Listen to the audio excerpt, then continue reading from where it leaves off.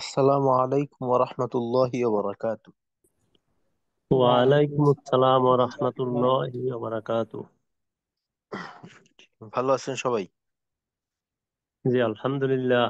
ওস্তাদ ভালো আছি, আপনি কেমন আছেন?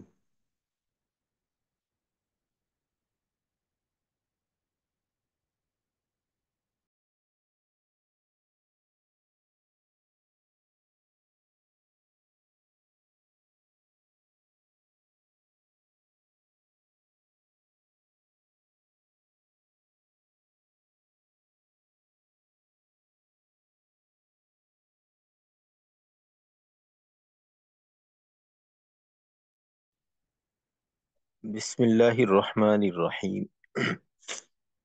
আল্লাহুম্মা সাল্লি আলা মুহাম্মাদ ওয়া আলা আলি মুহাম্মাদ কামা সাল্লাইতা আলা ইব্রাহিম ওয়া আলা আলি ইব্রাহিম ইন্নাকা হামিদুম মাজিদ। আল্লাহুম্মা বারিক আলা মুহাম্মাদ ওয়া আলা আলি মুহাম্মাদ কামা বারাকতা আলা ইব্রাহিম ওয়া আলা আলি ইব্রাহিম ইন্নাকা হামিদুম মাজিদ। ربي زدني علما، ربي زدني علما، ربي زدني علما. رب اشرح لي صدري ويسر لي أمري واحلل عقدة من لساني يفقه قولي وبك نستعين يا مستعان. ربي يسر ولا تعسر وتمم علينا بالخير. আলহামদুলিল্লাহ, আজকে আমাদের 20তম ক্লাস।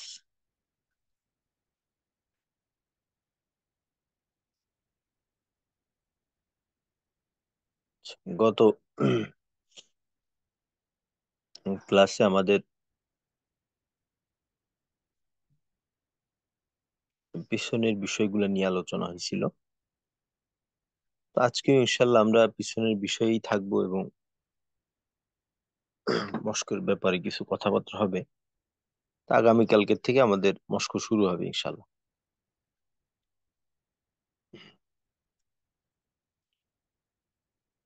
তো আজকের আলোচ্য বিষয় হলো পিছনের বিষয়বস্তু এবং এর সাথে আহ, তেলাওয়াতের আদব এবং শুদ্ধ তেলাওয়াতের ক্ষেত্রে করণীয়।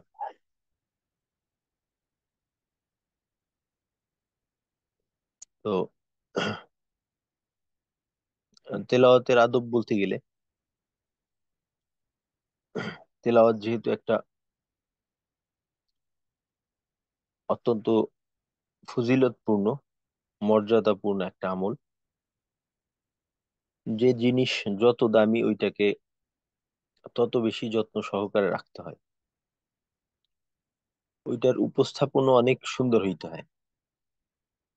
যদি ওইটাকে, একটা ভালো জিনিসকে খারাপ ভাবে উপস্থাপন করা হয়, তো ওই ভালো জিনিসটা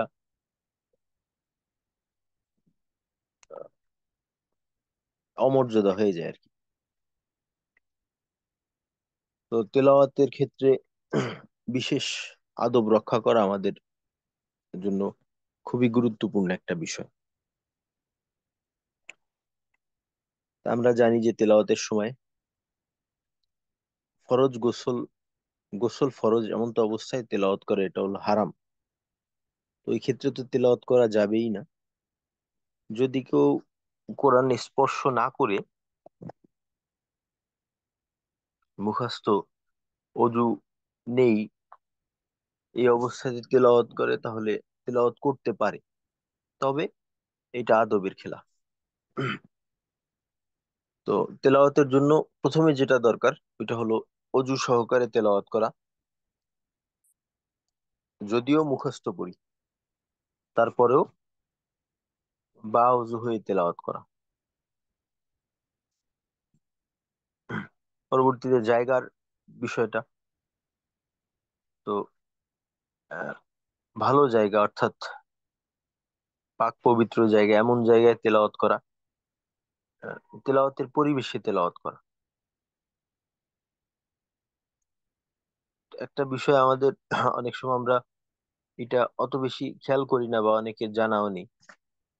যদি তেলাওয়াত কেউ শুনে, কেউ যদি তেলাওয়াত করে, আর যদি পাশে লোকজন থাকে, অনেক সময় দেখা যায় যে একজন তেলাওয়াত করতেছে, পাশে বসে বসে মানুষ কথাবার্তা বলে। এটা কিন্তু খুবই খারাপ একটা বিষয়।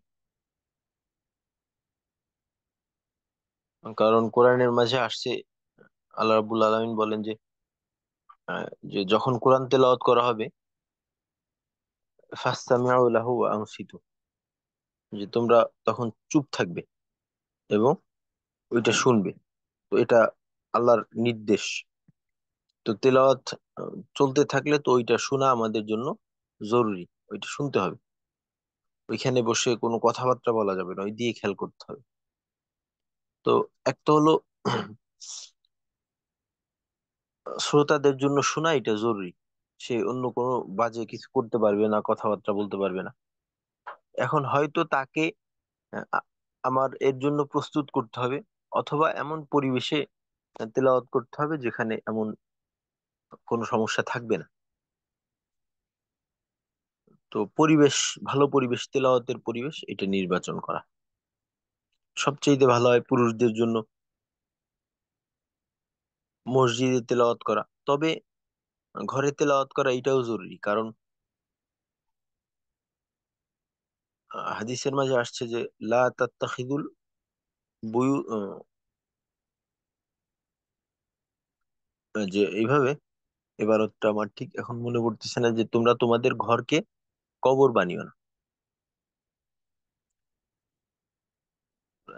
এরকম লা তাত্তাখিদুল বুয়ুতা কুবুরা, যে তোমরা তোমাদের ঘরকে কবর বানিও না। এর অর্থ এরকম, এর অর্থ আর কি, এটার দ্বারা বোঝানো হয়েছে এমনটা, যে কবরে যেভাবে কোনো আমল হয় না, মৃত ব্যক্তি তো কোনো আমল করতে পারেন, তো ঘরও যেন আমল থেকে খালি না থাকে।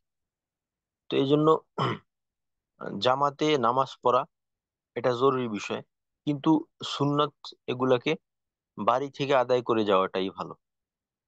ঘরেও এবাদত থাকলো, কারণ এবাদত যে জায়গায় করা হয় ওই জায়গার জন্য একটা আলাদা রহমত নাজিল হয়, ওইটাও আল্লাহর কাছে প্রিয় একটা জায়গা হয়ে যায়। তো আমার ঘরটা যদি আল্লাহর প্রিয় হয়, তো এটা তো খুব বড় একটা জিনিস। আর তাছাড়া ঘরের অন্য অন্য সদস্য যারা আছে, তারাও এটা দেখে দেখে উদ্বুদ্ধ হবে। দেখা যায় যে ফ্যামিলিতে যদি উম, পিতামাতা এরা নামাজি হয়ে থাকে, ইবাদত গুজার হয়ে থাকে, ছোট ছোট বাচ্চারা ওইটা দেখে দেখে ওইটার অনুকরণের চেষ্টা করে। ছোট অবস্থাতেই তাদের আহ, এই ইবাদতের প্রতি একটা আগ্রহ তৈরি হয়। পরবর্তীতে তাদেরকে আর জোর করার প্রয়োজন হয় না, যে তাদের বলার প্রয়োজন হয় না নামাজ পড়ো, এটা করো, এটা করো। তারা নিজেদের থেকেই ছোটবেলায় একটা অভ্যাস তৈরি হয়ে যায় তাদের। তো তাদেরকেও শিখাইতে হবে। তো বলার মাধ্যমে না হোক, দেখে দেখে তারা শিখবে। বলে শিখানোর চাইতে দেখাইয়ে শিখানো এইটা সবচাইতে বেশি কার্যকর। তো ঘরে বসেও তেলাওয়াত করা, যদি ঘরে পরিবেশ না থাকে ওইভাবে পরিবেশ, কারণ এটা তো আমার আহ, নিয়ন্ত্রণে। তো ওইভাবে পরিবেশ তৈরি করে ঘরে তেলাওয়াত করা, অর্থাৎ মোট কথা হলো যে পবিত্র ভালো স্থানে বসে তেলাওয়াত করা। অনেক সময় দেখা যায় বিছানায় বসে তেলাওয়াত করি, তো বিছানার পবিত্রতা অপবিত্রতা এটাকে নিশ্চিত করা। উঁচু জায়গায় বসে তেলাওয়াত করা, উঁচু জায়গা বলতে ঘরে যদি তেলাওয়াত করি, বিশেষ করে এটা তো ঘর তো আর এবাদতের জায়গা না, মসজিদ যেভাবে এবাদতের একটা জায়গা, তো ঘর স্বাভাবিকভাবে অন্যান্য কাজ বাজও আমরা করি। তো মানুষ, ফ্যামিলির অন্যান্য মানুষ হাঁটাচলা করে। তো এই জন্য উঁচু জায়গায় বসে তেলাওয়াত করা। আর তেলাওয়াতের সময় যদিও মুখস্থ থাকে, তারপরেও দেখে দেখে কোরআন তেলাওয়াত করা এটা উত্তম। আর কোরআন তেলাওয়াতের ক্ষেত্রে কোরআন শরীফ দেখে তেলাওয়াত করা। এখানে এখন যেহেতু আমাদের যুগটা হলো এই মোবাইল কম্পিউটার ডিজিটাল যুগ, তো এইখানে আমরা সরাসরি কোরআন ব্যবহার না করে মোবাইলে তেলাওয়াত করি, বা এই মনিটরে দেখে তেলাওয়াত করে অনেকে। তো এর থেকে ভালো হলো একেবারে সরাসরি কোরআন হাতে নিয়ে তারপর তেলাওয়াত করা, এবং দেখে দেখে একেবারে আঙুল দিয়ে ধরে ধরে। কারণ এই ক্ষেত্রে আমি তেলাওয়াতের ফজিলত যেমন অর্জন করতেছি, এর সাথে সাথে দেখার চোখের আমল হয়ে গেল। আমরা জানি যে কিয়ামতের ময়দানে বান্দার বিরুদ্ধে প্রত্যেকটা জিনিস সাক্ষ্য দিবে। চোখ সাক্ষ্য দিবে, কান, নাক, হাত, পা সবগুলো সাক্ষ্য দিবে। তো তখন আমার আরো সাক্ষী বেড়ে গেল। মুখে সাক্ষী দিল যে তিলাওয়াত করছে, চোখ সাক্ষী দেবে যে হ্যাঁ আমি দেখছিলাম, হাত সাক্ষী দিবে যে আমি স্পর্শ করছি। তো আমার সাক্ষীর সংখ্যা বেড়ে গেল। এটা অবশ্যই আমার জন্য ভালো দিক। তো এগুলো করা। তারপর কোরআন উঁচু জায়গায় রেখে তেলাওয়াত করা। নিচে, নিচু জায়গা না হয় একটু উঁচু জায়গা হইলে ভালো হয়। উঁচু জায়গা হওয়াটাই উত্তম। আর তেলাওয়াতের ক্ষেত্রে আমার আহ, পবিত্রতা যেমন জরুরি, আমার পোশাক আশাকের পবিত্রতাও জরুরি। কারণ একজন ব্যক্তি যখন তেলাওয়াত করবে, তেলাওয়াতের সময় তার উদ্দেশ্য একটাই, যে তেলাওয়াতকারী মনে মনে এই খেয়াল করে তেলাওয়াত করবে যে আল্লাহ রব্বুল আলামিন আমাকে বলছেন যে পড়ো, কত সুন্দর করে পড়তে পারো। তো তাই আমি আল্লাহকে শোনানোর জন্য পড়তেছি। তো আমার ভিতরগত অবস্থা এমন থাকতে হবে, যার বাস্তবিক বিষয়টা এমন, আল্লাহ তো প্রত্যেক বান্দার উপর, আল্লাহ রাব্বুল আলামিন সবাইকে দেখছেন। তো আমি যখন তেলাওয়াত করব, আল্লাহর একটা দৃষ্টি আমার প্রতিও আছে। তো যেহেতু আমার তেলাওয়াতটা আল্লাহকে উৎসর্গ করে আল্লাহর জন্য হচ্ছে, তো আমার উপস্থাপনাটাও অনেক বেশি সুন্দর হইতে হবে। ধরেন আমাদের সমাজে একজন ভালো অবস্থানের একজন মানুষকে যদি আমি কিছু উপহার দিতে চাই বা দিতে যাই, তাকে কিছু শুনাইতে চাই, তো ওই ক্ষেত্রে আমি কেমন করি? একেবারে বিনয়ের সাথে, তারপর নত হয়ে, ওইখানে যদি আমি একেবারে অহংকার অহংকারীর মতো একটা আচরণ করি, তো অবশ্যই এটা সে আমাকে খারাপ দৃষ্টিতে দেখবে এমন, এবং বরং আহ, আমার উপর সে এটা শাস্তিও দিবে। তো আমি তেলাওয়াত করতেছি মহান আল্লাহ রাব্বুল আলামিনের জন্য। তো ওই ক্ষেত্রে আমার আদবটা কেমন থাকা উচিত? তো যেহেতু আমার নিয়তি থাকবে যে আমি সরাসরি আল্লাহকে শোনাচ্ছি এবং আল্লাহ রাব্বুল আলামিন আমার তেলাওয়াত শুনছে, তো ওই ক্ষেত্রে একেবারে আদবের সাথে বসে, সবচেয়ে ভালো হয় যে নামাজ অবস্থাতে দুই হাঁটু ফেলে যেভাবে বসে আমরা তেলাওয়াত করি, ওইভাবে বসে তারপর তেলাওয়াত করা। আর তেলাওয়াতের ক্ষেত্রে তেলাওয়াতের আওয়াজটা যথাসম্ভব সাধ্য অনুযায়ী সুন্দর করার চেষ্টা করা। তেলাওয়াতের আওয়াজ যথাসম্ভব সুন্দর করার চেষ্টা করা, হাদিসের মাঝে এই বিষয়ে আহ, বলা হয়েছে যে তোমরা তেলাওয়াতকে সুন্দর করে একেবারে সুরেলা ভাবে তেলাওয়াত করতে বলা হয়েছে। একেবারে এমন যেন না হয় যে রিডিং পড়ার মতো, যেভাবে আমরা বাংলা পড়ি বা লেখা পড়ি, বই পড়ি, তো ওইভাবে রিডিং পড়ার মতো এমন না। তেলাওয়াতের যে একটা নিজস্ব স্বর সুর আছে, ওই অনুযায়ী তেলাওয়াত করা। তবে এক্ষেত্রে অবশ্যই লক্ষ্য রাখতে হবে ওই সুরটা যেন গানের সুর হয়ে না যায়। অনুকরণ আমরা ভালো কিছুর থেকে করব, খারাপ কিছুর থেকে না। অনেক সময় এটা দেখাও যায় আমাদের সমাজে, যে অনেকে গানের সুরের মতো করে তেলাওয়াত করে। এটা নিষেধ করা হয়েছে, এটা খারাপ। এটা অবশ্যই পরিহার করতে হবে আমাদের, এটা করা যাবে না। তেলাওয়াতের যে নিজস্বতা আছে, ওই সুরে তেলাওয়াত করা। আর তেলাওয়াতের সময় অন্যমনস্ক না হওয়া, একেবারে মনোযোগ সহকারে তারপর তেলাওয়াত করা। তো এই সমস্ত যে বিষয়গুলো আছে, এগুলা তেলাওয়াতের আদবের ভিতরে পড়ে। তো অবশ্যই আমাদেরকে তেলাওয়াত আদব সহকারে করতে হবে। আমার তেলাওয়াত যদি আদব সহকারে না হয়, তো এক্ষেত্রে কোরআন তেলাওয়াত আমি যে উদ্দেশ্য করতেছি, এই উদ্দেশ্য তো সাধন হবেই না, বরঞ্চ হিতে বিপরীত হবে। কোরআনের সাথে যদি আমরা বেয়াদবি করি বা তেলাওয়াতের সাথে বেয়াদবি হয়ে যায়, তো এর ফল উল্টা হয়ে যাবে। কোরআন আমার বন্ধু হওয়া তো দূরে থাক, বরঞ্চ কোরআন আমার জন্য লানত করবে, যেমনটা কিনা হাদিসের মাঝে আছে। যে আমরা জানি, আপনাদেরকে আমি আগেও বলছি, যে রুব্বা কারিন ইয়াকরাউল কোরআন ওয়াল কোরআনু ইয়ালআনু। অনেকে তেলাওয়াত করে, অনেক তেলাওয়াতকারী, আর অথচ এই তেলাওয়াতের কারণে কোরআন তার জন্য লানত করতে থাকে। তো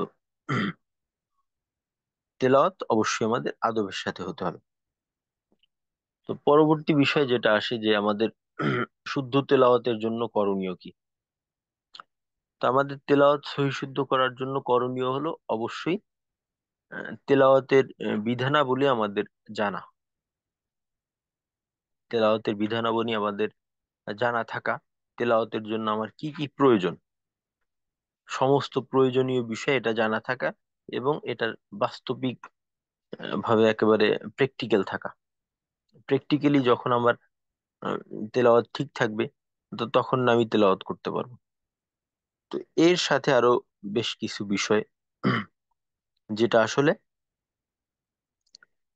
স্বাভাবিক নিয়মের ভিতরে আলোচনা ওইভাবে করা হয় না। তো ওইটা হলো,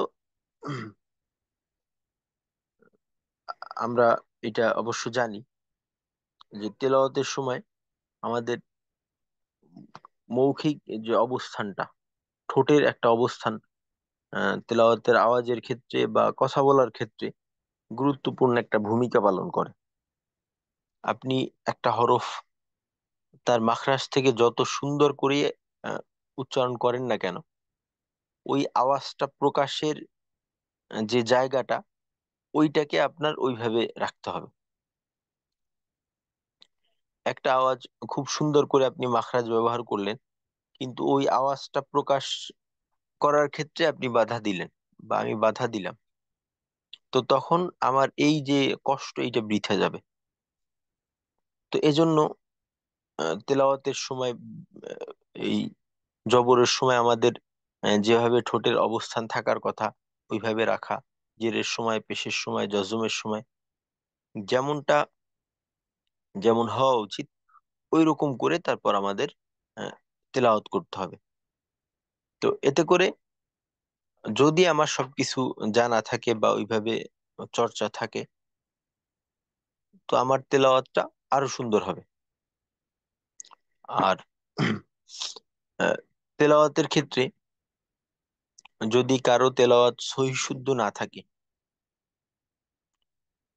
ওই ক্ষেত্রে সে সর্বদাই তেলাওয়াতটা চর্চার নিয়তে তেলাওয়াত করতে হবে। চর্চার নিয়তে তেলাওয়াত করতে হবে, কারণ যার তেলাওয়াত সহি শুদ্ধ নেই, তার জন্য কিন্তু শুধু নফল হিসেবে তেলাওয়াত করাটা নিষেধ। কারণ আপনি একটা ইবাদত করতেছেন, তো এই ইবাদতটা করার পূর্বে আপনার ইবাদতটা শিখতে হবে। শেখার আগেই যদি আপনি ইবাদত করেন, তো ওই ইবাদতটা তো সঠিক হবে না। যেমন ধরেন, একজন ব্যক্তি গাড়ি চালাইতে পারেন, তো এখন যদি সে গাড়ি চালাইতে ধরেন তার এক জায়গায় কোনো জায়গায় যাওয়া দরকার, তো সে গাড়ি চালাইতে পারে না, ধরেন মোটর সাইকেল চালাইতে পারে না, সে মোটর সাইকেল নিয়ে বের হইলো, কতটুকু কি বের হইতে পারবে না পারবে সেটা পরের বিষয়। সে যে জায়গার উদ্দেশ্যে বের হইলো ওইখানে পৌঁছানো কিন্তু তার পক্ষে সম্ভব না। সে পৌঁছাবে ঠিকই, উপরে পৌঁছাবে, যে জায়গার নিয়ত করছিল ওই জায়গায় আর পৌঁছাবে না, কারণ তার অ্যাক্সিডেন্ট এইটা অনেকটা নিশ্চিত, কারণ সে গাড়ি চালাইতে পারে না। তো এবাদতের ক্ষেত্রেও আমার এবাদত শিখতে হবে, শিখে তারপর ইবাদত করতে হবে।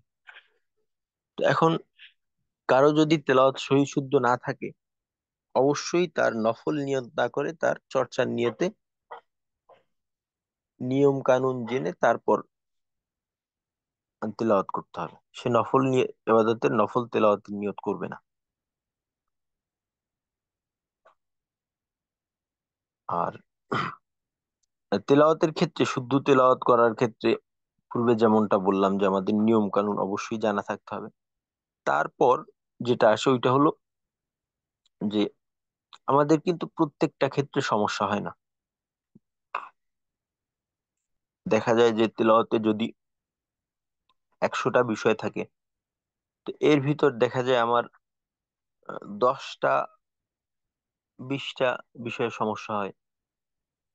তো আমার যেটা করা দরকার যে ওই বিষয়গুলিকে নির্বাচন করা বা ওইটাকে চিহ্নিত করা। ওইটাকে যদি আমি চিহ্নিত করতে না পারি, তো ওই বিষয়গুলি বারবার ঘুরে ফিরে আসবে। যেমন ধরেন, আমাদের হরফ তো হলো 28টা হরফ বা 29টা আলিফ সহকারে। তো পুরা কোরআন এই 28টা হরফের উপর নির্ভরশীল। যদি 100টা হরফের উচ্চারণ আসে, তো ওই অনুযায়ী 100-র ভিতরে একটা হরফ 3 বার আসবে। 1000টা আসলে 30 বার আসবে। আমার কিন্তু 1000 উচ্চারণ, আমি তেলাওয়াত করলাম 1000টা উচ্চারণ। তো ওই ক্ষেত্রে যদি আমার একটা হরফে ভুল থাকে, তো আমার 30টার মতো ভুল হয়ে যাবে। যদি পার্সেন্টেজ হিসাব করি, 30টার মতো ভুল হয়ে যাবে। অথচ আমার ভুল কিন্তু একটা হরফই ছিল, অথচ আমার ভুল হয়ে গেল 30টা। তো এখন আমি যদি ওই একটা হরফকে চিহ্নিত করে ওইটাকে ঠিক করে নিতে পারি, তাহলে কিন্তু আমার ওই 30টা ভুল একটা সংশোধনের মাধ্যমে হয়ে গেল।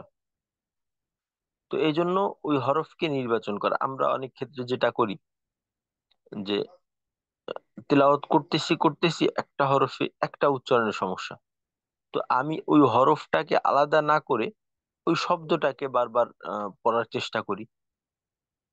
এক পর্যায়ে দেখা যায় যে ওই শব্দটা যেভাবে হওয়া উচিত হয়ে গেল কোন রকম, কিন্তু ওই হরফটা আলাদা ভাবে না করে একসাথে করার কারণে ওই হরফটা আসলে আমার ঠিক হয়নি। হয়তো ওই শব্দের ক্ষেত্রে ডানে বামের সবকিছু মিলে আমার সাময়িক সময়ের জন্য ঠিক হয়ে গেল, কিন্তু মূলত আমার ওই যে সমস্যার সমাধান একেবারে স্থায়ীভাবে হইল না।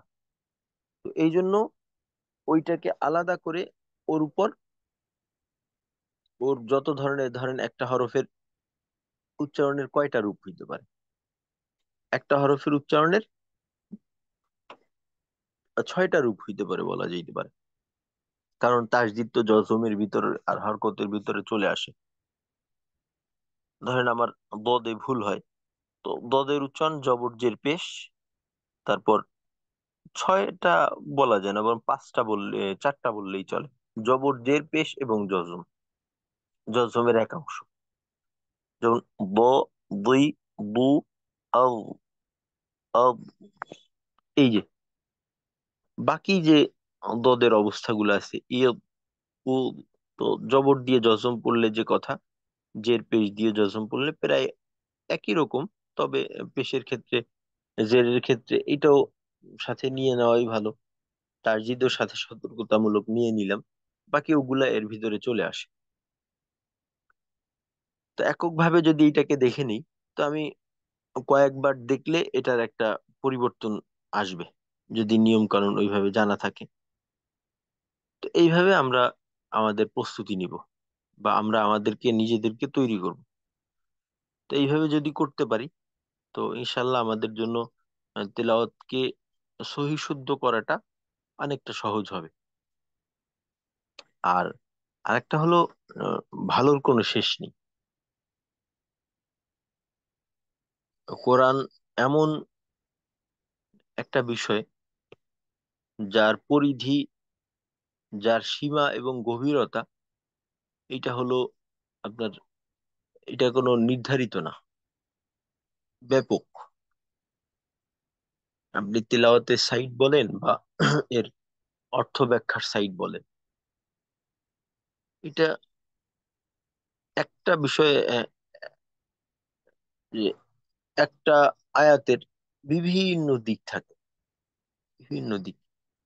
একটা আয়াতের অর্থের দিকে যদি তাকান, তো হাদিসের আলোকে বা কোরআনের আলোকে যদি এটার ব্যাখ্যা করা হয়, তো এটার অনেক দিক বের হয়, অনেক দিক।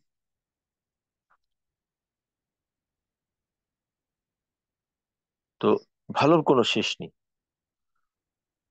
তো আমরা আমাদের চেষ্টা থাকবে সর্ব অবস্থাতেই চেষ্টার উপরে থাকা, ভালোর সামনের দিকে আগানোর চেষ্টা করা। যেহেতু এর কোনো শেষ নেই এই ব্যাপারে আমরা নিশ্চিত, সুতরাং আমার মেহনত উন্নতির সুযোগ সবসময় থাকবে, এটা হলো একটা ভালো দিক। যদি আমার সামনে যাওয়ার সুযোগ না থাকে, এটা হলো খারাপ। কারণ আহ,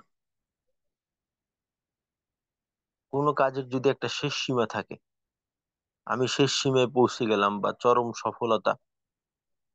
সফলতায় পৌঁছে গেলাম, তো এরপর আমার আর কি বাকি? ধরেন 10 তলা একটা বিল্ডিং, আমি উপরের দিকে যাইতে চাই। তো উপরের দিকে যাইতে যাইতে 10 তলায় গেলাম, 10 তলায় পৌঁছানোর পর আমার কিন্তু আর উপরে ওঠার কিছু নেই, এখন আমার বাকি আছে নিচের দিকে যাওয়া। তো এরপর হলো আমার অধঃপতন। হুম। কিন্তু কোরআনের ক্ষেত্রে আলহামদুলিল্লাহ এই বিষয়টা নেই, শুধুমাত্র আমরা উপরের দিকেই যাইতে পারি, এটার কোনো নিচের সীমা নেই। তো আমরা আমাদের অবস্থার এটা প্রতিনিয়ত উন্নত করার চেষ্টা করব। দেখা গেল যে আমার হরফের উচ্চারণ আমার কাছে মনে হয়েছে ঠিক হয়ে গেছে, তো আমি যারা এই ব্যাপারে অভিজ্ঞ আছে তাদের একাধিক ব্যক্তিকে শোনাবো।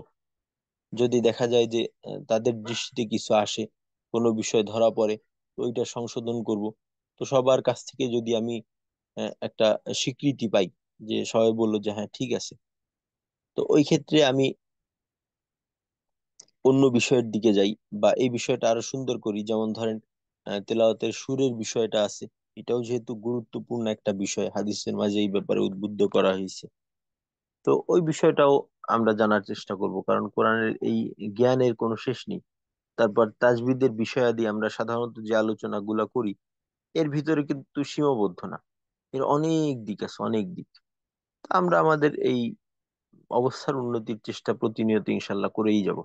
আর তাছাড়া উম, অভিজ্ঞ হওয়ার থেকে ছাত্র থাকার মাঝে লাভ বেশি। সর্বদা নিজেকে ছাত্র মনে করা, কারণ আমি যদি আমাকে পণ্ডিত মনে করি, তো এই ক্ষেত্রে যদি কোনোখানে ধরা খেয়ে যাই, তো আমার ছাড় পাওয়াটা একটু মুশকিল। আর যদি আমি ছাত্র থাকি, তা আমার ছাড় পাওয়াটা সহজ, যে আমি তো শিখতেছি, বাস। তো আল্লাহ রাব্বুল আলমিনের কাছেও যদি ধরা পড়ে যাই, তো একটা অজুহাত দেওয়া যাবে যে আল্লাহ, আমি তো আমাকে ছাত্রই মনে করতাম, প্রতিনিয়ত শেখার চেষ্টা করতাম, কিন্তু আমি যদি পণ্ডিত মনে করি তখন তো আর সুযোগ নেই। তো ইনশাল্লাহ আমরা এইভাবে চেষ্টা করব। আর আল্লাহ রাব্বুল আলমিনের কাছে দোয়া করতে থাকবো যে আল্লাহ রাব্বুল আলমিন আমাদের জন্য সর্ব অবস্থাতে সর্বক্ষেত্রে যেন উত্তম ফয়সালা করে। এই জন্য কোরআনের মাঝে একটা দোয়া আছে যে রব্বানা আতিনা ফিদ দুনিয়া হাসানাতা ওয়া ফিল আখিরাতি হাসানাতা ওয়া কিনা আযাবান নার। যে আল্লাহ উভয় জগতে আমাদের যেন ভালো করে, দুনিয়াতেও যেন আল্লাহ আমাদের ভালো ফয়সালা করে আমাদের জন্য, আমাদেরকে ভালো কিছু দেয়, আখিরাতেও যেন আমাদেরকে ভালো কিছু দেয়, এবং আযাব থেকে আমাদের জন্য আল্লাহ রাব্বুল আলামিন রক্ষা করে। তো দোয়া করব, চেষ্টা করব, এইটা একটা এর সমন্বয়ে আমরা সামনের দিকে আগানোর চেষ্টা করবো ইনশাআল্লাহ। তো এখন পিছনের বিষয়টা আরেকটু দেখবো। তো ইফতিখার ভাই, আপনি কিছু কি গ্রুপে কি বলতে চাচ্ছিলেন? আমি বিষয়টা বুঝলাম না ঠিক মতো। জি ওস্তাদ, আমি বলতে চাচ্ছিলাম ওস্তাদ যে মানে প্রথম থেকে নিয়ে যে পর্যন্ত পড়া হয়েছে আর কি ওস্তাদ, এটা যদি জাস্ট খালি একবার একটু মানে আহ, ধরেন একটু একটু করে বলে শেষ পর্যন্ত যাইতেন তাহলে ওস্তাদ, মানে যদি আমাদের কারো কোনো সমস্যা থাকতো তাহলে ওই জায়গাটা আমরা বলতাম আর আপনি একটু আর একটু ভালো মতো বুঝাই দিতেন, এরকম ওস্তাদ আর কি। এটা গতকালকে হয়েছিল মনে হয়, আপনাদের থেকে শুনছিলাম আর কি, আমি বলিনি। হ্যাঁ ওস্তাদ, গতকালকে তো ওই যে আমি আর জিয়াউল হক ভাই আর মোটামুটি করে তারপর তো প্রতিযোগিতার মতো হইলো। তো হুম। আমি তো চাইতেছিলাম ওস্তাদ আর কি জোরে আপনি আবার একটু রিভিউ করে দিতেন, তাইলে অনেকেই তো দেখা যাচ্ছে আমরা ধরেন মানে প্র্যাকটিস ঠিক মতো করি নাই, মানে গ্যাপ রয়ে গেছে, তাহলে এই জিনিসগুলো সামনে আবার চলে আসতো আর কি, এরকম আমার মনে হয়েছিল ওস্তাদ। আচ্ছা ঠিক আছে, সমস্যা নেই। জি, ঠিক আছে। আচ্ছা, তো আমরা শুরুর থেকে, যেহেতু আমাদের এখনো উম, আধা ঘন্টার মতো সময় আছে, একটু দেখার চেষ্টা করি তাহলে। আস্তাগফিরুল্লাহ, আস্তাগফিরুল্লাহ, আস্তাগফিরুল্লাহ। জি, আমরা প্রথমত তো সিফাতের ধাপগুলি তো এইটা এইভাবেই করছি: সিফাতের সংজ্ঞা মুখস্থ করা, নাম, সিফাতের হরফ, সিফাতের হরফের সিফাত নির্ণয়, সিফাতের কাজ, এবং তেলাওয়াতের মাঝে সিফাত আদায়ের চেষ্টা করা বা এটার বাস্তবায়নের চেষ্টা করা, প্র্যাকটিক্যাল আর কি। তো সিফাতের আভিধানিক অর্থ গুণ, নিয়ম, পদ্ধতি, অবস্থা ইত্যাদি। আর পারিভাষিক অর্থ হিসেবে আমরা বলতে পারি যে হরফ উচ্চারণের সময় মাখরাজের যে অবস্থা সৃষ্টি হয় তাকে সিফত বলে। তো এখন একটা কথা থাকে যে আসলে কেউ যদি মাখরাজ থেকে ভুলভাবে উচ্চারণ করে, এই অবস্থাটাকেও সিফত বলা হবে কিনা। তো আসলে তাজবিদের পরিভাষায় ওই অবস্থাটাকে সিফত বলে না, বরং একটা শুদ্ধ উচ্চারণে মাখরাজের ব্যবহারটা যেভাবে হয় ওই অবস্থাটাকে সিফত বলে, বা বলতে পারি মাখরাজের ব্যবহারিক অবস্থাকে সিফত বলে। সিফত প্রথমত দুই প্রকার: সিফতে লাজেমা, সিফতে আরেদা। সিফতে লাজেমা যেটা সর্বদা হরফের সঙ্গে থাকবে এবং সর্বদাই আদায় করতে হবে, অন্যথায় আমাদের হরফের উচ্চারণ পূর্ণাঙ্গ রূপে হবে না, বা কোনো কোনো ক্ষেত্রে দেখা যাইতে পারে যে হরফটা অন্য একটা হরফের উচ্চারণে রূপান্তরিত হবে, বা এমনটাও হইতে পারে যে এটা আর আসলে আরবি কোনো উচ্চারণই হইল না। তো এই জন্য সিফতে লাজেমাটা অবশ্যই আমাদের জন্য সর্ব অবস্থাতেই জরুরি, অন্যথায় এর দ্বারা উচ্চারণের পরিবর্তন হয়ে গেলে শব্দের গঠন পরিবর্তন হবে, অর্থ পরিবর্তন হবে, এর মাধ্যমে নামাজও নষ্ট হইতে পারে। কারণ তেলাওয়াতের অর্থ পরিবর্তন হয়ে যদি বিকৃত রূপ ধারণ করে, কুফরির পর্যায়ে চলে যায়, তো এর দ্বারা নামাজ নষ্ট হয়ে যায়। তবে সিফতে আরেজা যেটা সর্বদা থাকে না, কারণ পাওয়া গেলে হয়, শর্ত সাপেক্ষে। আর এটা আদায় করা হলো, আদায় করলে উচ্চারণটা সুন্দর হয়, অন্যথায় সৌন্দর্য নষ্ট হয়। যেমন পুর পড়া বা পাতলা পড়া, যে বিষয়গুলি আছে এইটা। তো সিফতে লাজেমা আমাদের আলোচ্য বিষয়, সিফতে আরেজাটা আমাদের আলোচ্য বিষয় না। সিফতে লাজেমা দুই প্রকার: মুতাদাদ্দা, গায়রে মুতাদাদ্দা। তো গায়রে মুতাদাদ্দা যার বিপরীত সিফত পাওয়া যায়, আর মুতাদাদ্দা যেটার বিপরীত সিফত পাওয়া যায়। আর সিফতে লাজিমা গায়রে মুতাদাদ্দা যার বিপরীত সিফত পাওয়া যায় না। তো সিফতে লাজিমা মুতাদাদ্দা 5 ভাগে 11টি: হামসুন, জাহরুন, শিদ্দাতুন, রিখওয়াতুন, বাইনহুমা তাওয়াসসুত, ইস্তিআলাউন, ইস্তিফালুন, ইসবাকুন, ইনফিতাহুন, ইদলাকুন, ইসমাতুন।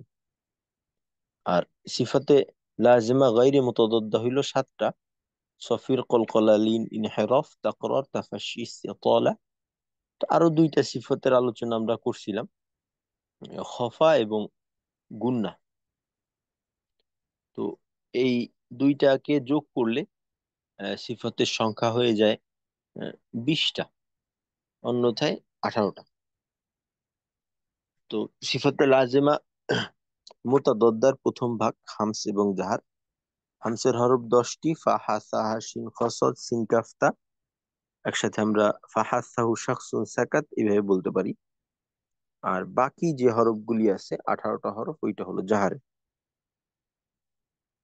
আর হামসের ক্ষেত্রে যেটা হয় যে মাখরাজে হালকা ভাবে চাপ দিয়ে উচ্চারণ করতে হয়, যে কারণে বাতাস চালু থাকে। জাহারের ক্ষেত্রে এর বিপরীত, একটু শক্তভাবে মাখরাজ নিয়ন্ত্রণ করতে হয়, বাতাস বন্ধ থাকে। দ্বিতীয় ভাগে সিদ্ধা, রেখওয়া, তাওয়াসুত। তো সিদ্ধার ক্ষেত্রে সিদ্ধার হরফ 8টি: কফ, ত, বা, জিম, দাল, হামজা, কাফতা, বা আজিদু, কত্তিন, বাকাত। তাওয়াসসুতের হরফ 5টি: লিন, উমার, লাম, নুন, আইন, মিম, র। আর এই হরফ ব্যতীত বাকি 15টা হরফ হলো রিখওয়ার। আর সিদ্ধের কাজ হইল মাখরাজে শক্তভাবে ধাক্কা দিয়ে উচ্চারণ করতে হবে, যে কারণে বাতাস বন্ধ থাকবে। আর বাতাস বন্ধ থাকার বিষয়টা জজম বা তাজদিদের সময় এই বিষয়টা প্রকাশ পাবে। বা সিদ্ধার ক্ষেত্রে আমরা বলতে পারি যে সিদ্ধার হরফের মাখরাজ গুলো এমন যে ওই মাখরাজ যদি আটকাইয়ে দেয়, ওই ক্ষেত্রে বাতাস বাহিরে আসার সুযোগ থাকে না। এমন ভাবে মাখরাজের ব্যবহারটা করতে হবে। যেমন ধরেন কফ, একেবারে হামজা দিলে সহজ হয়। হলকের শুরুতে তো 2টা হরফ, হামজা এবং হা। তা হা উচ্চারণ করার সময় আমরা কিভাবে করি?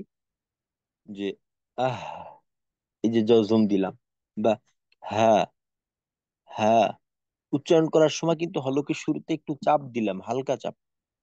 কিন্তু হলকের চাপটা এমন ভাবে দিলাম না যে হলকের একেবারে বন্ধ হয়ে যায় বা আটকাইয়া যায় বাতাসটা, এমন ভাবে না। শুরুটা কিন্তু এমন ভাবে হয়নি, হ্যাঁ, খোলাখুলি ভাবে। কিন্তু হামজার ক্ষেত্রে আ, এটা লক্ষ্য করলেই দেখবেন যখন আমরা উচ্চারণের শুরুতে হামজার মাখরাজে যাই, ওই অবস্থাটা যদি ধরে রাখি, তখন কিন্তু নিঃশ্বাসটা ছাড়ার সুযোগ থাকে না, নিঃশ্বাস বন্ধ হয়ে যায়। সিদ্ধা বলতে গেলে আসলে এই কাজটা হয় সিদ্ধার হরফ উচ্চারণের ক্ষেত্রে। তারপর তাওয়াসুত, সিদ্ধার পরে ধরেন রিখওয়া। রিখওয়া হলো সিদ্ধার বিপরীত। সিদ্ধার ক্ষেত্রে আওয়াজ শক্ত হয়, আর রিখওয়া মাখরাজে ওইভাবে শক্তভাবে ধাক্কা দেওয়া যাবে না, বা মাখরাজের চাপটা শক্তভাবে হবে না, হালকা ভাবে থাকতে হবে। যে কারণে বাতাস আওয়াজ চালু থাকবে এবং আওয়াজটা নরম হবে। তাওয়াসুত হলো এদের মাঝামাঝি, চাপটা মিডিয়াম থাকবে।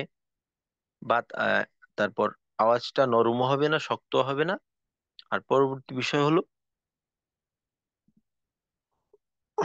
আওয়াজ চালু থাকার ক্ষেত্রে এটা রিখওয়ার মতোই চালু থাকবে আওয়াজ, বিশেষ করে জজম তাজদিদের সময়। তৃতীয় ভাগ হলো ইস্তিআলা এবং ইস্তিফাল। ইস্তিআলার হরফ হলো 7টি: সদ্দ, ত, য, গইন, খ, কফ, বা খুসা, দগ, তিন, কিল। আর বাকি 21 হরফ হলো ইস্তিফালে। ইস্তিআলা আদায়ের সময় জিহ্বার মধ্যখান উপরের তালুর দিকে উঠাইতে হবে, যে কারণে আওয়াজটা মোটা হবে। ইস্তিফাল এর বিপরীত, জিহ্বার মধ্যখান উপরের তালুর দিকে উঠানোর প্রয়োজন নেই, আওয়াজ পাতলা করতে হবে। চতুর্থ ভাগের সিফত হলো ইতবাক এবং ইনফিতাহ। ইতবাকের হরফ 6টা, 4টা: সদ্দ, ত, দ। এর ছাড়া বাকি যে হরফ আছে, বাকি 24টা হরফ হলো ইনফিতাহের। তো ইতবাকের ক্ষেত্রে আমাদের করণীয় হলো জিহ্বার মধ্যখান উপরের তালুর সঙ্গে লাগাইতে হবে। আর ইনফিতাহ হলো এর বিপরীত। ইজলাকের হরফ 6টা: ফা, র, মিম, নুন, লাম, বা, বা ফা, র, মিন, লুব্বিন। বাকি 22 হরফ হলো ইসমাতের।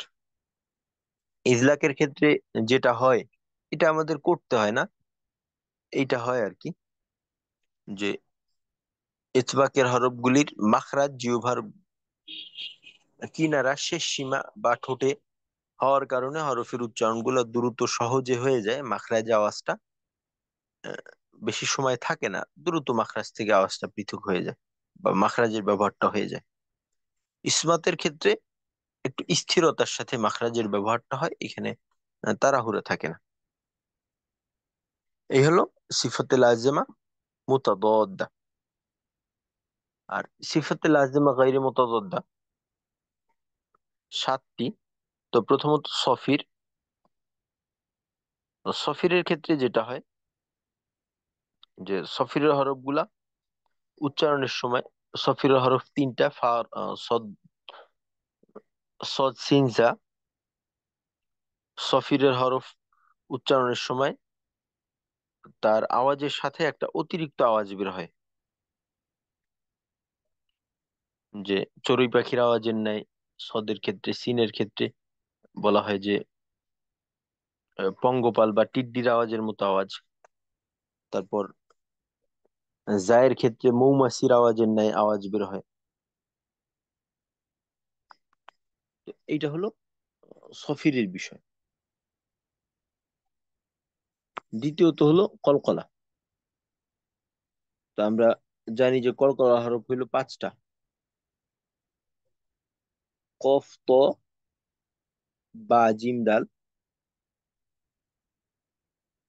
তো এই পাঁচটা হলো কলকলা হরফ। আর কলকলার হরফ যেগুলি আছে, কলকলার হরফকে এই একসাথে বলা যায় কুতুবু জাদ্দিন। কুতুবু জাদ্দিন। আর কলকলার ক্ষেত্রে যেটা হয়ে থাকে যে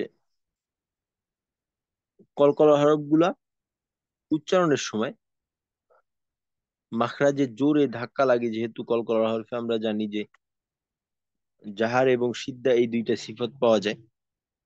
তো এই জন্য মাখরাজে জোরে ধাক্কা লাগে। এই ধাক্কা লাগার কারণে মাখরাজে আওয়াজটা স্থির থাকে না। জজম যুক্ত অবস্থায় একটা ফিরতি আওয়াজ হয় বা একটা প্রতিধ্বনি তৈরি হয়। তো এটাকে কলকলা বলে। আর কলকলার ক্ষেত্রে আমরা জানি যে কলকলার আওয়াজটা জবরমুখী হবে। আর কলকলা যখন আয়াতের মাঝে থাকে তখন ছোট কলকলা হয়, কম হয়।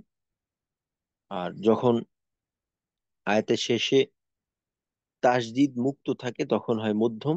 আর তাসদিদ যুক্ত অবস্থায় আয়াতের শেষে থাকলে কলকলা হয় সবচেয়ে বেশি। তো এই হলো কলকলার কম বেশি হওয়ার ক্ষেত্রে তিনটা প্রকার। আর কফ এবং ত, এই দুইটার কলকলা সর্বদা মোটা হয়। আর বাকি কলকলা গুলা শর্ত সাপেক্ষে মোটা হইতে পারে। যেমন কলকলা হরফের পূর্বের হরফে পেশ হয় যদি, এবং পরবর্তীতে মোটা হরফ পেশ যুক্ত মোটা হরফ থাকলে কলকলা মোটা হয়। অথবা কলকলা হরফের পূর্বের হরফে পেশ এবং কলকলা হরফের পরবর্তী হরফ মোটা র, তো ওই ক্ষেত্রেও কলকলা মোটা হয়। তারপর পরের বিষয় হলো লিন। লিনের হরফ দুইটা: জবরের বাম পাশে জজমা লাওয়া, জবরের বাম পাশে জজমা লাইয়া। তো লিনের হরফ উচ্চারণের সময় আওয়াজটাকে নরম করে করতে হবে। মাখরাজে কোনো প্রকার প্রেসার দেওয়া যাবে না। আর লিনের যে অবস্থা, এটা যে এই যখন এই অবস্থানে থাকবে, অর্থাৎ জবরের বাম পাশে জজমা লাওয়া, জবরের বাম পাশে জজমা লাইয়া, এই অবস্থাতে লিনের বিষয়টা স্পষ্ট থাকে। আর বাকি যে অবস্থা আছে ওই ক্ষেত্রে একেবারেই যে লিন থাকবে না বা নরম হওয়ার বিষয়টা থাকবে না, ব্যাপারটা এমন না। ওই অবস্থাতে উচ্চারণটা নরম করেই করতে হবে। তবে ওই অবস্থার নরম গুলো একটু হালকা, কারণ হরকতযুক্ত অবস্থায় এতটা নরম হয় না যেমনটা কিনা এই অবস্থাতে হয়ে থাকে।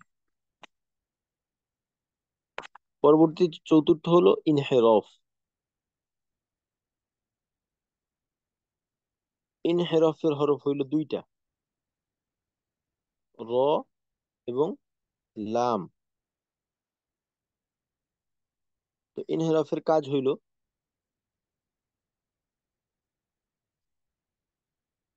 যে মাখরাজ থেকে অন্যমুখী হওয়া।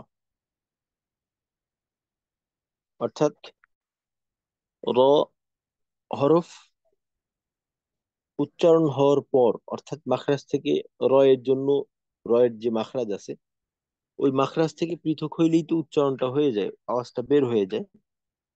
তো র উচ্চারণ হওয়ার পর আহ, লামের মাখরাজের দিকে আমরা ধাবিত হব। আর লাম উচ্চারণ হওয়ার পর রর মাখরাজের দিকে ধাবিত হব। অর্থাৎ আমরা জানি যে র লাম উভয়টাই জিহ্বার আগা, তবে র হলো জিহ্বার আগার পিঠ। তো র উচ্চারণের সময় জিহ্বার আগাটা যে অংশের সাথে লাগাইতে হয়, তো এইটা হলো লামের ওই জায়গার থেকে একটু উপরে। তো র এর উচ্চারণের সময় জিহ্বার আগাটাকে নিচের দিকে নামাই নেব, আর লাম উচ্চারণ করার সময় জিহ্বার আগাটাকে একটু উপরের দিকে উঠিয়ে নেব। লা, জিহ্বার আগাটাকে নিচের দিকে ছেড়ে দেব না। এটাই হলো ইনহেরফ। তারপর হলো তাকরার। তো আমরা জানি যে তাকরার হরফ হলো একটা, র। আর তাকরারের ক্ষেত্রে আমাদের বর্জনীয়, এখানে করণীয় না, বর্জনীয় বিষয়টা হলো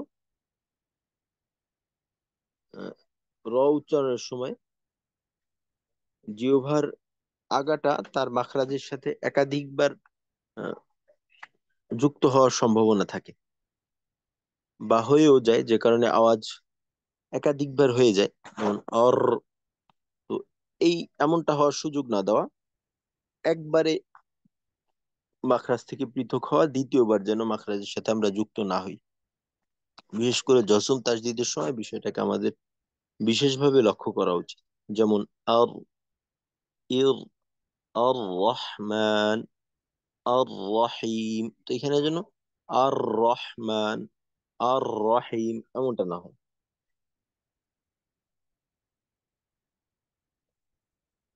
তারপর হলো তাফাস্সি। তাফাস্সির হরফ হলো একটা, শিন।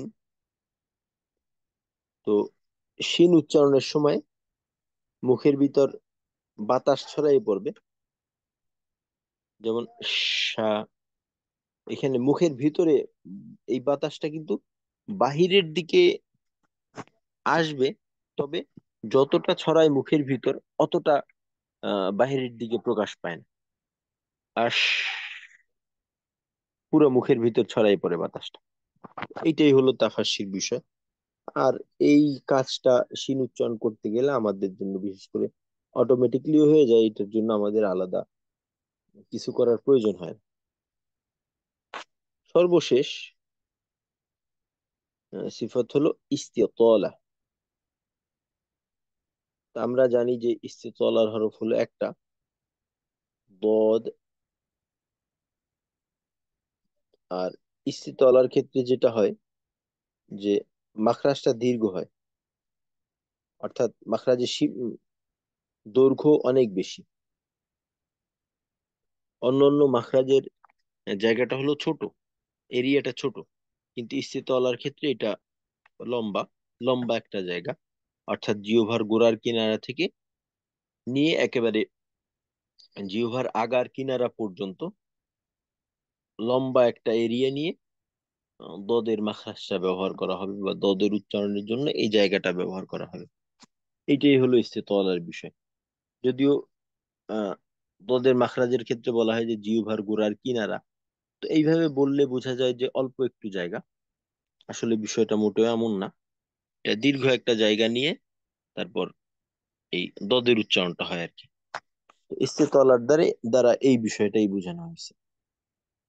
তো মোটামুটি ভাবে আমাদের সিফতের বিষয়বস্তু এতটুকু ছিল। পরবর্তীতে আমাদের মাখরাজের আলোচনা হয়েছে। তো মাখরাজের বিষয়টা যদি আমরা সংক্ষেপে একবার দেখার চেষ্টা করি, তো আমরা মাখরাজ সম্পর্কে জানি যে মাখরাজ হইল হরফের উচ্চারণের স্থানকে বলা হয় মাখরাজ, বা যেটাকে বের হওয়ার জায়গা বলা হয়। তো আরবি হরফ 29টা, মাখরাজ 17টা। তো আমরা জানি যে মাখরাজের মূল পয়েন্ট 5টা: হলক, কণ্ঠ বা কণ্ঠনালী, লিসান বা জিহ্বা, তারপর শাফাতাইন, দুই ঠোঁট, আল জাউফ, মুখের খালি জায়গা, সর্বশেষ আল খয়সুম, নাকের বাসি। কণ্ঠনালী, জিহ্বা, ঠোঁট, মুখের খালি জায়গা, নাকের বাসি। এই 5টা জায়গার থেকে আরবি উচ্চারণ গুলা হয়ে থাকে, এর বাহিরে যায় না, এর থেকে কমও না। তো প্রথমত হলকের মাখরাজ। হলকের শুরু থেকে উচ্চারিত হয় হামজা, হা। তো এই ক্ষেত্রে আমরা জানি যে হামজা এটা হলকের শুরু নিচের অংশ থেকে, আর হাটা একটু উপরে, যেহেতু বাতাসের একটা বিষয় এখানে মূল একটা ভূমিকা পালন করে। 2 নাম্বার, হলকের মধ্যখান থেকে আইন, হা। তো এই ক্ষেত্রেও আইন মধ্যখানের নিচে, হা এর তুলনায় উপরে। 3 নাম্বার, হলকের শেষ থেকে গইন, খ। গইন খর ক্ষেত্রেও একই বিষয়। গইন যে অংশ থেকে হবে, খ তার থেকে একটু উপরে, কারণ খয়ের ক্ষেত্রে বাতাস থাকে, সুতরাং এটা একটু উপরের দিকে চলে যায়। 4 নাম্বার, জিহ্বার গোড়া তার বরাবর উপরের তালুর সঙ্গে লাগাইয়া কফ, কফ, ক। আর আরেকটা বিষয়, কফ যেহেতু মোটা হরফ, আর অনেক সময় দেখা যায় কফ উচ্চারণ করতে গেলে আমাদের ঠোঁট গোল হয়ে যায়, তো এমনটা থাকবে না। কফের সঙ্গে ঠোঁটের কোনো সম্পর্ক নেই। মাখরাজগত কারণে ঠোঁট গোল হওয়ার সম্পর্ক শুধু ওয়াও এর সাথে, আর অন্য কোনো হরফের সঙ্গে ঠোঁট গোল হওয়ার সম্পর্ক নেই। অন্য হরফ যখন পেশ যুক্ত থাকবে শুধুমাত্র তখনই ঠোঁট গোল হবে, অন্য ক্ষেত্রে না। আর ওয়াও সর্ব অবস্থাতেই, জবর থাকলেও ওয়াওয়ে মাখরাজগত কারণে ঠোঁট গোল করে তারপর জবরের জন্য খুলতে হবে। 5 নাম্বার, জিহ্বার গোড়া থেকে একটু আগে বাড়িয়ে তার বরাবর উপরে শক্ত তালু ব্যবহার করে। কফের ক্ষেত্রে ছিল নরম তালু, কাফের ক্ষেত্রে শক্ত তালু, কাফ। 6 নাম্বার, জিহ্বার মধ্যখান থেকে জিম, শিন, ইয়া। তো এই ক্ষেত্রে জিম জিহ্বার মধ্যখানের সামনের দিকের অংশ, অগ্রভাগ। শিন একেবারেই মাঝে, আর ইয়াটা হলো একটু পেছনে। 7 নাম্বার, জিহ্বার গোড়ার কিনারা উপরের মাড়ির দাঁতের গোড়ার সঙ্গে লাগাইয়া। তো এই ক্ষেত্রে আমরা জানি যে মাড়ির দাঁত হইল উপরে মোট 10টা, ডানে 5টা, বামে 5টা। যাদের আক্কেল দাঁত আছে তাদের জন্য, যদি না থাকে তাহলে 4টা 4টা, 8টা। তো দদের উচ্চারণ আমরা ডান পাশ দিয়ে অর্থাৎ 5 দাঁত ব্যবহার করে করতে পারি, অথবা বাম পাশ দিয়ে 5 দাঁত ব্যবহার করে, অথবা ডান বাম একসাথে ব্যবহার করে মোট 10 দাঁতের গোড়ার সঙ্গে লাগাইয়া দদের উচ্চারণটা করতে পারি। লাম, জিহ্বার আগার কিনারা সামনের উপরের দাঁতের মাড়ির সঙ্গে লাগাইয়া। তো এখানে সামনের উপরের দাঁত বলতে গেলে আমরা জানি সানায়া, রুবায়া, আনিয়া, 3টা দাঁত, 3 ধরনের দাঁতকে বোঝানো হয়েছে। তো 3 ধরনের 6টা দাঁত। তো লামের ক্ষেত্রেও আমরা ডান কিনারা বা বাম কিনারা এভাবে উচ্চারণ করতে পারি, বা একসাথেও করতে পারি, সমস্যা নেই।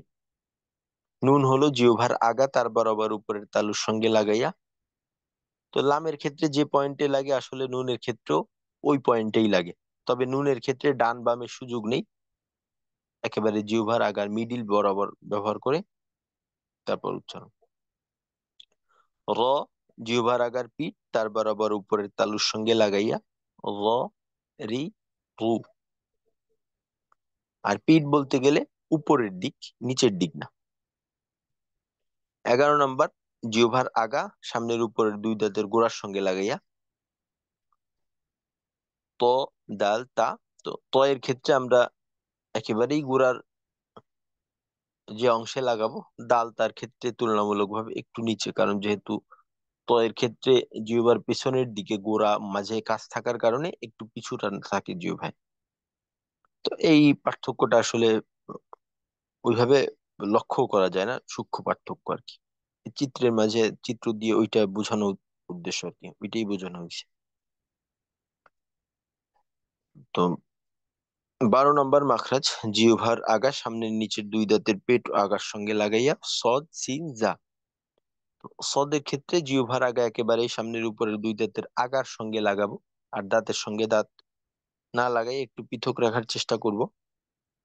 সিন এবং জায়ের ক্ষেত্রে আরেকটু নিচে, সিনের ক্ষেত্রে আরেকটু নিচে, জায়ের ক্ষেত্রে একেবারেই জিহ্বার আগা সামনের নিচের দুই দাঁতের পেটের সঙ্গে লাগে।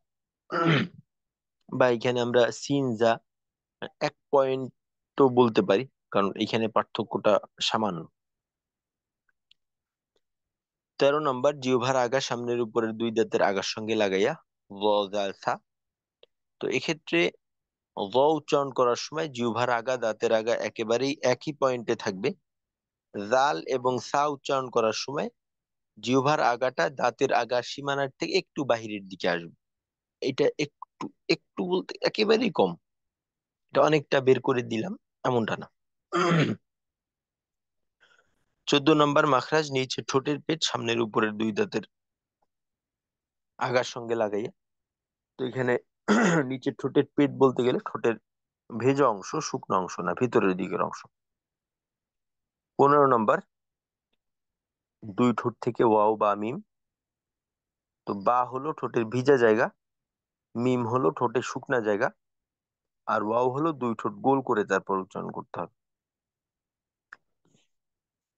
16 নম্বর হলো মুখের খালি জায়গা থেকে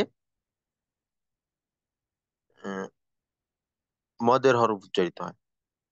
তো মদের হরফ আমরা জানি যে মাদের ক্ষেত্রে 3টা হরফ এখানে ভূমিকা পালন করে, ওয়াও, আলিফ এবং ইয়া। তো এখানে চিত্রের মাধ্যমে ওয়াও, আলিফ, ইয়ার মাদের উচ্চারণের একটা পার্থক্য দেখানো হয়েছে। আলিফের মাদের ক্ষেত্রে জিহ্বাটা একেবারেই নিচে থাকবে। ওয়াও এর ক্ষেত্রে জিহ্বাটা আলিফের তুলনায় একটু ঊর্ধ্বমুখী। আর ইয়ার দিয়ে যখন আমরা মাদের উচ্চারণ করব তখন জিহ্বার মধ্যখানটা তারপর উপরের তালুর কাছাকাছি যাবে আর কি। তো অবশ্যই লাগানো যাবে না, মাখরাজের কাছাকাছি থাকবে। আর ওয়াও এর মাদের সময় একেবারে ঠোঁট গোল করে পূর্ণ মাদের সময়টাকে পার করতে হবে। সর্বশেষ নাকের বাঁশি থেকে গুন্না উচ্চারিত হবে, যেমন আন্না, আম্মা, আংতা। তো গুন্না নাকে যাওয়ার ক্ষেত্রে আমাদের কোনো প্রকার সমস্যা হয় না, এটা অটোমেটিকলি নাকে চলে যায়। বরং যেখানে গুন্না নেই ওইখানেও আমাদের অনেক সময় হয়ে যায়, নাকে চলে যায়। তো এটা অন্য অন্য হরফের ক্ষেত্রে যেখানে গুন্না হওয়ার কথা না, ওইখানে হয়ে যাওয়াটা একটা সমস্যা। তো ওইটা আমাদেরকে নিয়ন্ত্রণ করতে হবে। তো এই ছিল আমাদের এতদিনের মোট আলোচনা। তো আমরা ক্লাস অলরেডি 20 দিন হয়ে গেছে আজকে সহ, অথচ আমাদের আলোচনা কিন্তু এই আধা ঘন্টার ভিতরে চলে আসছে। তো আমাদের পড়া যে অনেক বেশি তা না, পড়া কিন্তু মোটামুটি ভাবে কমই, তবে খুবই গুরুত্বপূর্ণ এবং প্রয়োজনীয়। তো ইনশাল্লাহ আমরা এই আলোকে আমাদের উচ্চারণকে সাজানোর চেষ্টা করব। আল্লাহ রাব্বুল আলামিন তৌফিক দান। যে আমাদের আর কোনো বিষয় বাকি রয়ে গেল কিনা বা কোনো কিছু বলার আছে কিনা।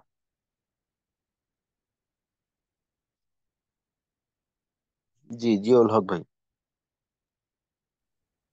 ওস্তাদ, লামের ক্ষেত্রে যে ইনহিরব যে সিফাতটা, লামের ক্ষেত্রে লাম উচ্চারণ করলে তো জিহ্বার আগা নিচের দিকে আসে।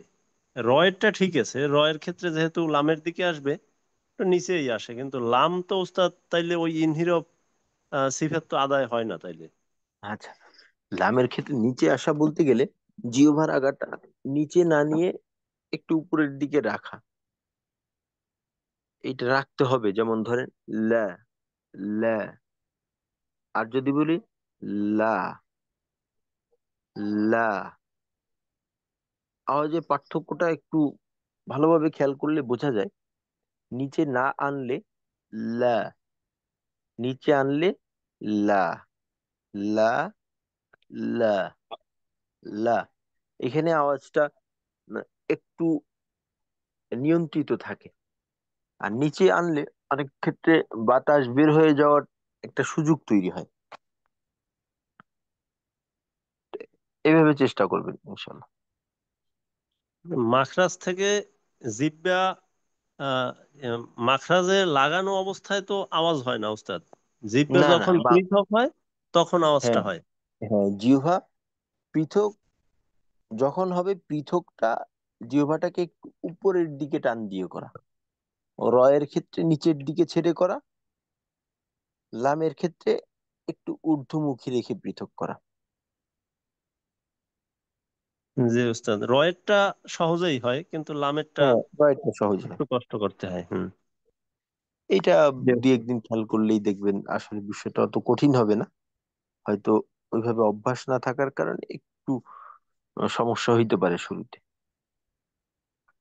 জি ঠিক আছে, জাজাকাল্লাহ খাইর। আচ্ছা, তো আমরা ইনশাল্লাহ আগামীকালকের থেকে আমাদের মস্ক শুরু হয়ে যাবে। তো যেহেতু আমরা তেলাওয়াত করব, তো অবশ্যই তেলাওয়াতের আদব রক্ষা করেই তেলাওয়াত করব, অজু সহকারে। এতদিন যেহেতু, আর মূল কথা হলো যে ভালো কিছু শিখলে বা করলে সেটা ভালো বিষয় হলেই হবে। আমি কাজ বাজ করি, ব্যবসা বাণিজ্য করি, বা কৃষি কাজ করি হতে পারে, বা চাকরি করি, এটা ভালো জিনিস কাজ, কারণ হালাল রুজি তালাশ করা এটা ফরজ। তো ভালো কাজের ক্ষেত্রে অজু সহকারে করাই ভালো, কারণ এতে করে আলাদা একটা বরকত থাকে। তো আমরা ক্লাস করতাম, দিনই এলেম শিক্ষা করতাম, তো এখানেও অজু সহকারে বসাটা ভালো। তবে না থাকলে এটা কোনো সমস্যা নেই, থাকলে ভালো। তেলাওয়াতের ক্ষেত্রে বিষয়টা আরো গুরুত্বপূর্ণ, থাকা। তেলাওয়াত এটা আদবের ক্ষেত্রে আরো বেশি ভূমিকা পালন করে। যদি কোরআন স্পর্শ না করি, আর করলে তো অবশ্যই করতে হবে, অন্যথায় গুনাহ হবে। তো ইনশাল্লাহ উজু সহকারেই আমরা ক্লাসে থাকবো। আর বিষয়গুলো আমাদের যা কিছু এতদিন শিখলাম, এটাকে সাথে নিয়েই আমাদের চলতে হবে, এদেরকে ভুলে গেলে চলবে না। আসসালামু আলাইকুম ওয়া রাহমাতুল্লাহি ওয়া বারাকাতুহু। সালাম আলাইকুম উস্তাদ। ওয়া আলাইকুম ওয়ালাইকুম আসসালাম ওয়া আসসালাম ওয়া রাহমাতুল্লাহ। রাহমাতুল্লাহি ওয়া বারাকাতুহু। জি জিও, জি উস্তাদ। রুবেল ভাই কিছু বলতে চাচ্ছেন? জি উস্তাদ।